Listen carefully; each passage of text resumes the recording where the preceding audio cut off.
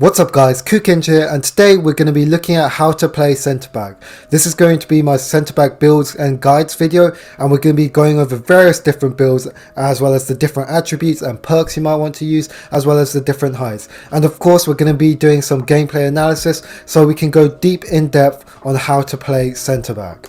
So if you do enjoy this video, please remember to leave a like, subscribe and comment, as well as if you do want to play any other positions or want to know any guides on any other positions, I do have a playlist on various other positions such as CDM, CM, as well as cam and striker. So please do check those out if you want to play those positions. Now that we've covered the intro, let's get into the builds. So with this build you can see I'm 6'3" at 149 pounds, and I'm not going to go into the height and weight yet, as I'll look at that later, but let's go into perks and see what perks we've got. Now for my perks, I currently have set piece beacon, active first touch and ball winner activated. Now set piece beacon and active first touch are the interchangeable perks with physical strength and last defender. I currently have this set of perks because I was just experimenting. However, I would recommend going either last defender or physical strength over active first touch. And with set piece beacon is just going to boost your heading in set pieces, and that's going to be quite situational, as well as heading on FIFA, as I've said before, is quite inconsistent, so you might want to swap that out as well. Active first touch can be nice because it will boost your pace when you're running, and there will be occasions where you want to run with the ball. Not necessarily a lot, but there will be times where you want to beat the press just by running through. With physical strength, in the clips I'm going to show you, in most of them I didn't have physical strength and I'll still have plenty of strength. With the build I'm using, I still have around 90 strength I believe, so it's not that necessary. You're not really going to be coming up against very strong players, very tall players. The meta in FIFA is small strikers, so that's what you're mostly going to be coming up against, and you're already going to have around like 25 extra strength on those players. The perk you definitely want is going to be ball winner, because this is going to be active in every situation where you're going to be tackling, because the ball is always going to be close to a dribbler. Another perk you might want might be last defender. This you get quite early on, so if you're low level you can get this, but this just boosts your defending when you're in the last defender position obviously, and that's going to be quite a lot if you're going to play the way I play. However, it might be a bit overkill. You might be better off getting another perk because you already have good defensive stats already.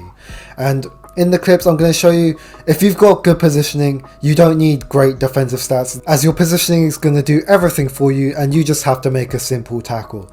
Now I brushed over defensive closer because that's only going to boost your defending in the last 15 minutes, and that's not really going to be helpful, so do not use defensive closer. Going over into attributes, the main attribute we're going to look at is pace, because obviously pace is overpowered. That's the priority. You want to get max pace as soon as possible. Now the next stat you might want to look at is dribbling, which you might find weird as a centre back, but having good agility and good balance is very important to being mobile, and that's very useful against those small 5'3", 5'4" strikers and wingers, because you're going to be coming up against a lot of them, because that is the meta, so you want to be as mobile as possible. Looking at the defending tab, you might find weird that I have no defending stats on it, and in the top right corner I'm only 83 rated, but that's because you don't need defending stats. All you need is good positioning. As I said before, if you've got good positioning, defending will be incredibly easy for you, and I'll show you in the gameplay how easy it is if you've just got good positioning, and I'll teach you what you need to look out for. So make sure not to invest in defending, because that's only going to be for your ego, for your stats, and then you can be like, oh, I'm a 90 rated defender. No one actually cares about that. Just being a good defender is all that matters. Finally, in the last tab, the physical tab, we're going to want as much strength as possible, because strength, obviously you're going to want to be a big strong player, as well as aggression and jumping. Now the aggression comes with the jumping, but jumping is going to be useful for the heading, and aggression, I've heard that does actually increase your strength. It helps you push off players. I don't know if that's true. Again, that might be a placebo, but it is nice to have. I have gone for the stamina boosting thing there, but I'm only going for that because I want the acrobat archetype. I don't know if I'll have enough points for that, but if I can get that, I will try and get that. Otherwise, I can put those points into somewhere else. Now that we've looked at perks and attributes, we can finally move on to height and weight. And for height, you're going to see I'm 6'3", and weight, I'm going to be 149 pounds. Now with the height, I'm going to show you that As a 6'7" player, you've pretty much got the same stats as a 6'3", so you might want to go as 6'7". However, I will say, gameplay wise, you definitely feel a lot worse because you're so much less immobile, and really there's no need for you to be 6'7". You're still more than capable of winning headers at around 6'4" and 6'3", so having that extra bit of height is really just overkill, and you just feel so much slower as a 6'7" player. Even though your stats are the same, you're just so immobile, so defending against those 5'3", 5'4" strikers and wingers is just so much more difficult. And to simplify, you just have the turning speed of a whale. That's just it. You just have the turning speed of a whale. So I highly recommend you don't go for the tallest build and go for either 6'3" or 6'4".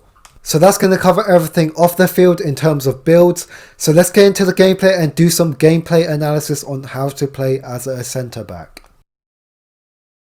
In this section, we're going to be going over positioning, and I'm going to show you exactly how useful just having good positioning is. So here you can see the ball go out to the wing. My CPU teammate also goes out to the wing, and I'm just going to mark the run into the middle and block that pass. And with positioning, you just want to see where the danger is, see where your teammates aren't, and then just cover for them. There you saw me block the shot, and again I'm going to block the shot as there's teammates everywhere, so there's no need for me to go into those positions as well. I'm just going to go to the danger, which is the shot on goal. In this clip you're going to see all the attackers get marked up, so I'm just going to drop back and wait for any potential ball into the middle, as that's where the danger was, and there was no point in me just following the other attackers. And the quick tip is to clear the ball, actually just press the clearance button, which is usually just the shoot button.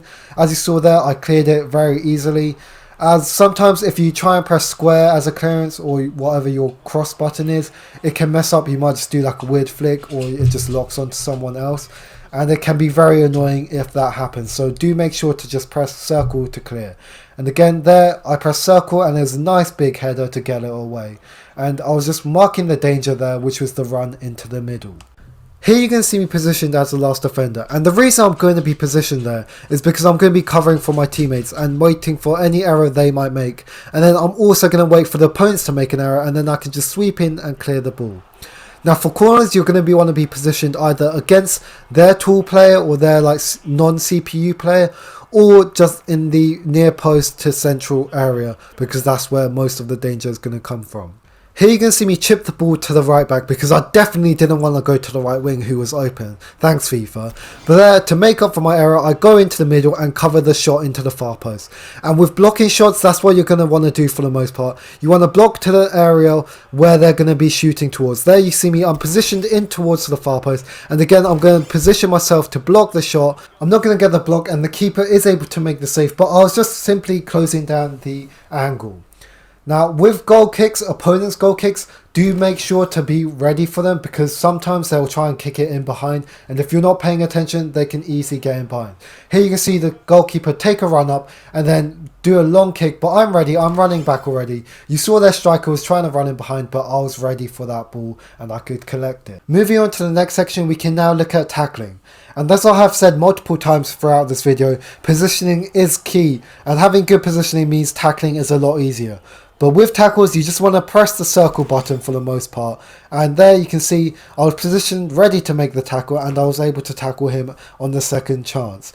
Here you can see me, I'm going to drop back, mark the ball into the middle, get the clearance. It wasn't a great clearance, but our defenders run out, they get the ball back, and then they can cut in, and then I'm ready to cover for my defenders and make the tackle. And all I did there was just press circle, and I lunged in to get the tackle off the skill move. In this situation, I saw the opponent took a heavy touch, so I went for the slide tackle, and then I get up and then get back into the danger zone and clear the ball. Now one thing I haven't talked about is playing with a teammate defender, and for that all you want to do is do the opposite of them. So if they're playing passive like I am here and dropping back, then you need to press the ball, and likewise if they're going to press the ball, then you need to stay back and cover for them. Now with tackling in the box, make sure you stay on your feet. Do not go down unless you have to, unless it's a last ditch challenge, because you want to stay composed. You don't want to accidentally give away a pen or even a red, and you just want to be composed and get a standing tackle. And there you saw me press the ball because I saw no one was going to press, and then again I'm going to press the ball because I've got plenty of defenders in behind me covering for me.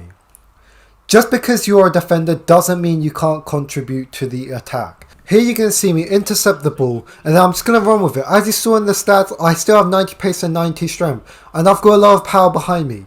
Unfortunately, I overhit the pass here, but that's just one example of where something like active first touch can be very useful. Now when you're getting pressed, an easy way to get out of the press is just to do a little dink pass like I did there, and then from that we get a nice counter attack which we actually do score from. As a centre back, you're still going to want to provide an open pass for your team, as there you saw my right back drop in there, and then I went out wide on the overlap, and then I played a lovely through ball. Unfortunately the ball just bounced away at the end, but something like that is a great way to start off a counter attack. As I mentioned, always provide the open pass for your teammates, for your CPU, as they are called for the ball, and then I'm going to run back out wide and then start off another attack down the wing. Balls down the wing are always very easy and very effective.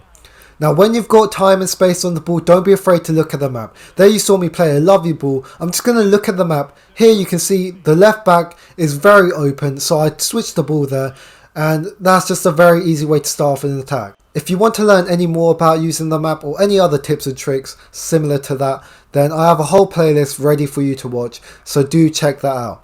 Now this clip is going to be a bit of a long clip, but it's going to show how I'm positioned when we have the ball, and I'm always going to be an open man, always ready for a pass. Here you can see I drop back a bit so I can pass it, and then I'm going to run with the ball a bit, build up some speed, and then I can play it through to the striker, and then again we're off to another attack. This last clip is just going to reiterate everything I've already said.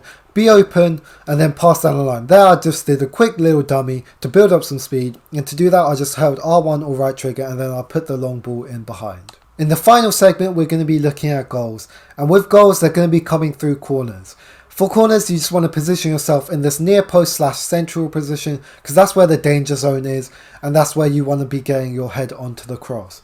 With corners, it is very reliant on having a good corner taker, so I wouldn't rely heavily on getting goals from corners. Even headers are very inconsistent, so just be aware of that. But that's going to conclude everything I wanted to talk about today, so I hope you guys have enjoyed this video. If you did, if you learned something, please do remember to leave a like, subscribe and comment. It does mean a lot to me. But anyways, have a good day and bye bye.